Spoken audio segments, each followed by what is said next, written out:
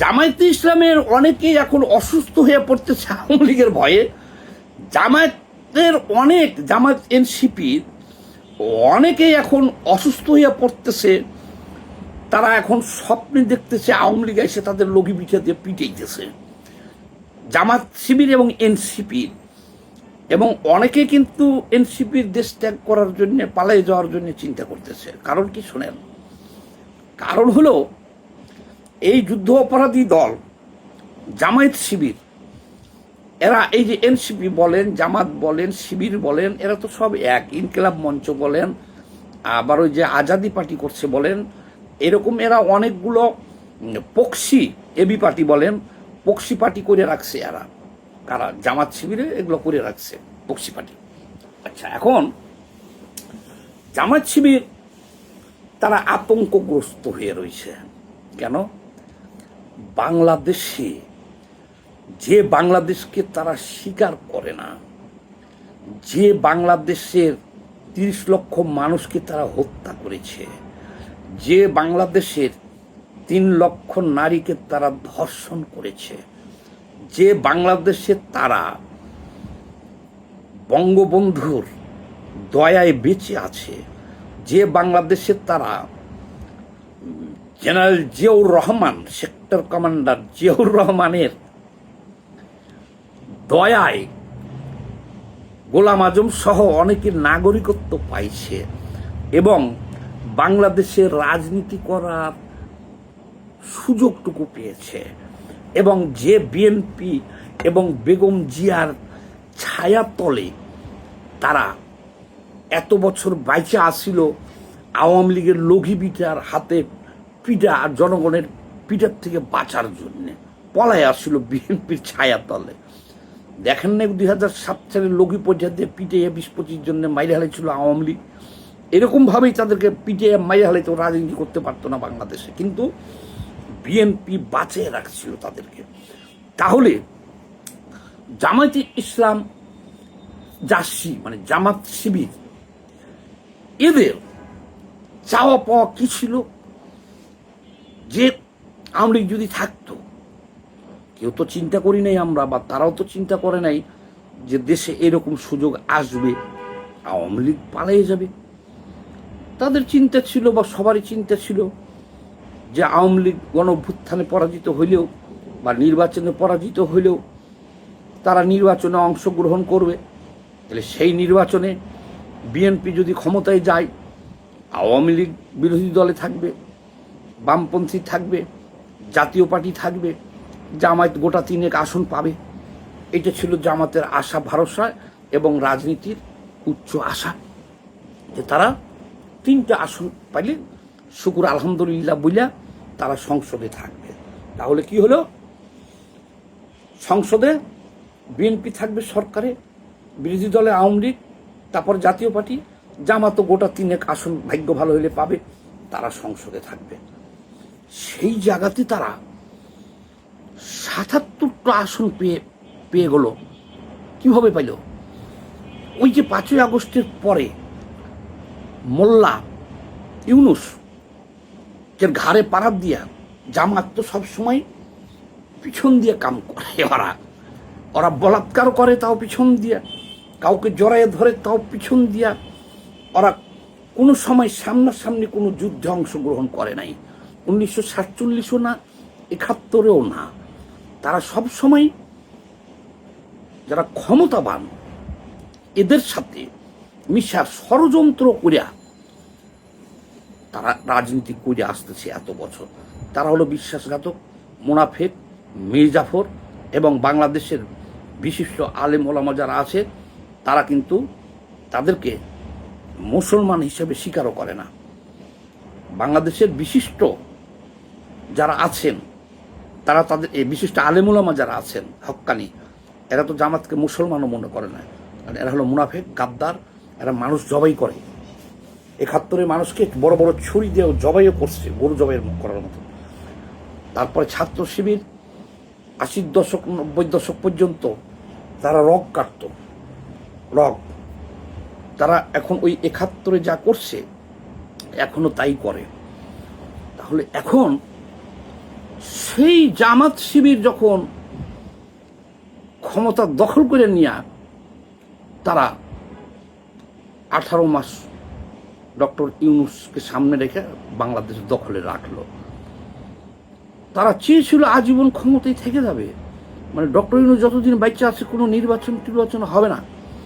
দেখেন নাই জামাতের আমি কি বলছি, আরে রাখ তোর নির্বাচন, আগে সংস্কার হবে। সংস্কারের যে ফান্ডটা পাতা হয়েছিল রে ভাই বাংলাদেশে, 30 বছরও সেই সংস্কার শেষ হইত না। আমেরিকার থেকে টাউট আলী রিয়াজরা আনছিল, আরো অনেক টাউটরে এক জায়গাতে করেছে দেশ বিদেশে দিয়া সংস্কার খেলা শুরু করেছিল, রাষ্ট্রীয় কোষাগার থেকে টাকা পয়সা লুটপাট করে সেই সংস্কার চলতে থাকতো 30 বছর, জামায়াত ক্ষমতায় থাকতো। যাই হোক, তাদের সেই আশা পূর্ণ হয় নাই জনগণের চাপে। তারেক রহমান দেশে আসতে পারে নাই 18। এই জামাত তারেক রহমানকে 16 মাস বাংলাদেশে আসতে দেয় নাই এই জামাত, এই শিবির। ইউনূসকে বলেছে নির্বাচন দেওয়া যাবে না। তারেক রহমান কেন দেশে আসবে? এই তারেক রহমানকে নিয়ে অসভ্য ধরনের স্লোগান তারা তৈরি করেছিল, 1 2 3 4 তারেক রহমানের হুটকি মারা, এইসব আজে বাজে কথাবার্তা। কত বড় দুঃসাহস এদের! কারণ তারা জানতো যে তারেক রহমান আসতে পারবে না আর আমরাই ক্ষমতায় থাকব।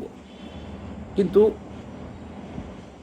জনগণের চাপে ডক্টর ইউনূস যখন কাইথে পড়ে গেল, নির্বাচন দিতে হলো। কিন্তু তারপরেও লন্ডনে একটা গোপন বৈঠক হলো। সেই বৈঠকে জামাত শিবিরকে 80টা আসন ছেড়ে দিতে হলো, যে 80 আসন দিতে হবে আমাদেরকে, তাছাড়া এই 80 আসন দিয়ে সমঝোতা না করলে ডক্টর ইউনূস নির্বাচন দিত না। বাধ্য হয়ে তারেক রহমান বিএনপি বলল, আচ্ছা ঠিক আছে, আমরা তো আগে যে এলোই, নির্বাচনটা হোক, দেশে তো বিরোধী দলও লাগবে, আওয়ামী লীগ নাই, দিলাম 80 আসন ছেড়ে।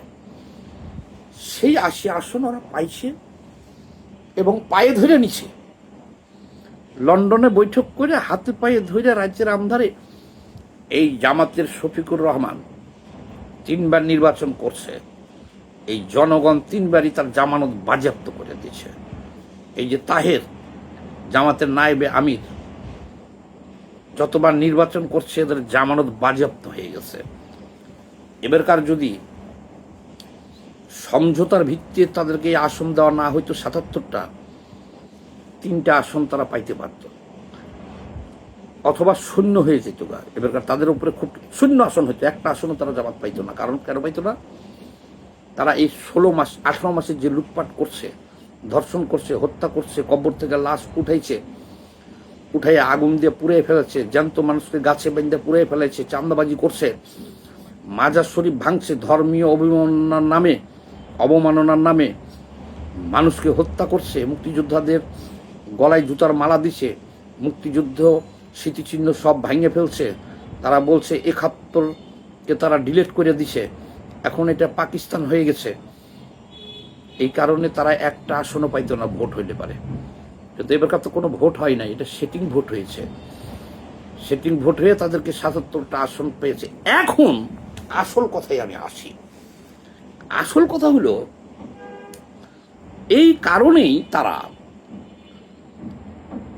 এই কারণেই জামাত শিবির এখন রাইতে ঘুমাইতে পারেন না, স্বপ্ন দেখে। দেখেন, একটা রিক্সা চালককে যদি আপনি ধরেন প্রধানমন্ত্রী বানাই দিলেন, যে ক্ষমতা দিয়ে দিলেন, ও কি ঘুমাইতে পারবে রাইতে দিনে?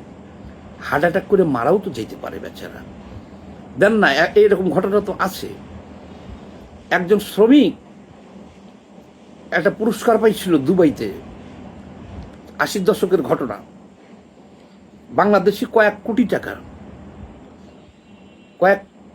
কয়েক কোটি না, সে পুরস্কারটা ছিল বাংলাদেশি টাকায় প্রায় 100 কোটি টাকা। সোনার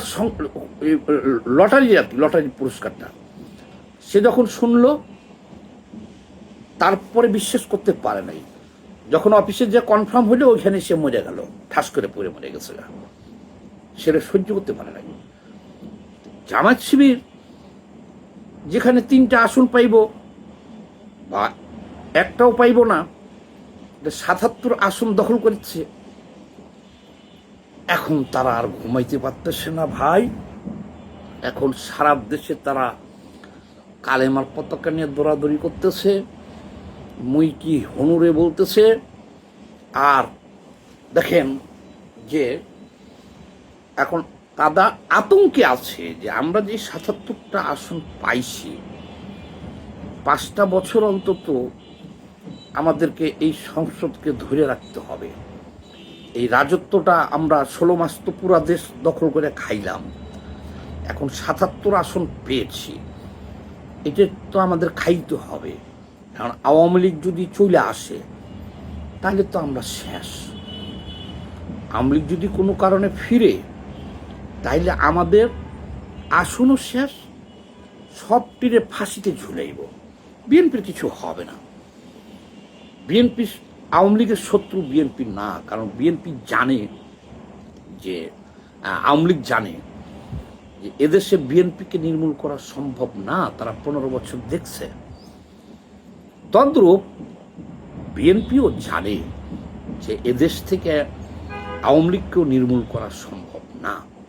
কাজেই তারা প্রায় সমান সমান শক্তি, কাজে কেউ কাউরে ওইভাবে দৃষ্টিভঙ্গিতে দেখে না যে নির্মূল করে ফেলবো। কিন্তু জামাত তো হলো একটা যুদ্ধ অপরাধী দল, তারা ধর্মবাদী, মৌলবাদী, জঙ্গি, অমানবিক দল। তারা বেহেশতে টিকিট বেচে, শিশু বলাৎকার করে, নারীদের ধর্ষণ করে, তারা রগ কাটে, তারা মানুষকে জবাই করে, তারা গনিমতের মাল বানায়, তারা অন্ধকার যুগের মানুষ। এই যে ৭৭টা আসন তারা পাইছে, তারা প্রতিদিনই স্বপ্নে ঘুমাইলেই দেখে যে আওয়ামী লীগ এসে লগি বইটা দিয়ে পিটিয়ে গেছে, আর আমাদের আর কোনো, আমরা এমপি না, সংসদ ভেঙে গেছে। সংসদ ভেঙে গেলে আওয়ামী লীগ ক্ষমতায় আসলে, যদিও এটি হলো অলীগ, আমি স্বপ্নের কথা বলছি। আরে ভাই, এখন আওয়ামী লীগ কীভাবে আসবে দেশে বলেন তো আপনারা? কোনো সুস্থ মানুষ বলেন তো আওয়ামী লীগের ফেরার কোনো সম্ভাবনা আছে? যে একটা উপজেলায় আওয়ামী লীগের ভোট আছে 2 লক্ষ, লোক আছে 2 লক্ষ, সেখান থেকে 5 জন বা 10 জন গোপনে বের হয়ে এক জায়গায় দাঁড়াইয়া জয় বাংলা জয় বঙ্গবন্ধু বইলা 1 মিনিটের একটা ভিডিও করে আবার পলাই যেতেছে। সেই আওয়ামী লীগের এত তাড়াতাড়ি ফেরা নিয়ে তো কোনো টেনশন করার কিছু নাই, কিন্তু তারা আতঙ্কে ভুগতেছে। ওই যে বলছি যে তারা পাওয়ার কথা 3 আসন, আর না হলে লগি বইটাতে পিটিয়ে মাইরে ফেলার কথা। আর ওরা রাজ্যে স্বপ্নে দেখে এই আওয়ামী লীগ চলে এসে আমাদের এই ৭৭ আসন আমরা হারিয়ে ফেলছি, এই আমাকে লগি বিষয়তে পিটিয়েছে, আমরা পাকিস্তান পালায় যাওয়ার চেষ্টা করতেছি, কিন্তু এয়ারপোর্ট পালাই বন্ধ করে দিছে। পরে আমরা যে বুড়িগঙ্গায় ঝাঁপ দিছি, তারপরও বুড়িগঙ্গার কৃষক শ্রমিকরা, ওই যে লেবাররা, তারপরে মাঝিরা আমাদেরকে লগি দিয়া বৈঠা দিয়ে পিটিয়েছে, আমরা পানিতে ডুবে যেতেছি। এই স্বপ্নগুলো কিন্তু তারা প্রতিদিন দেখতেছে।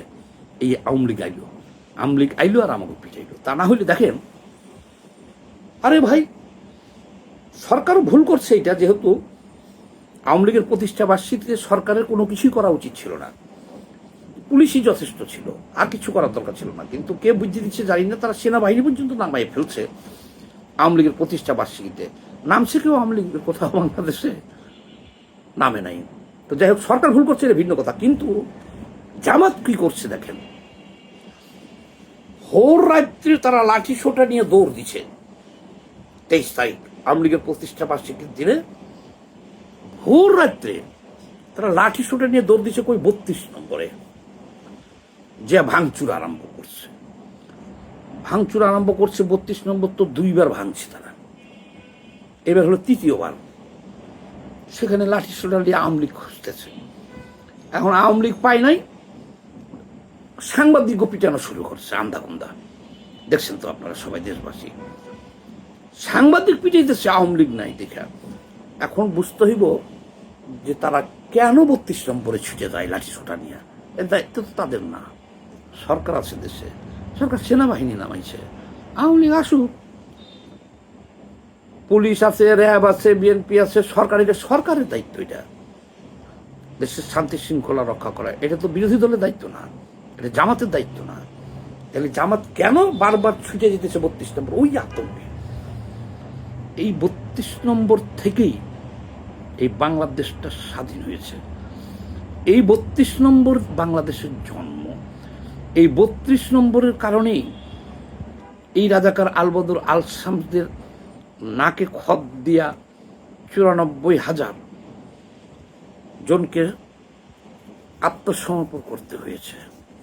32 নম্বর, এই 32 খালি জামাত শিবির দেখলে খালি কইবেন 32, আর না হলে ইংরেজিতে বলবেন 32।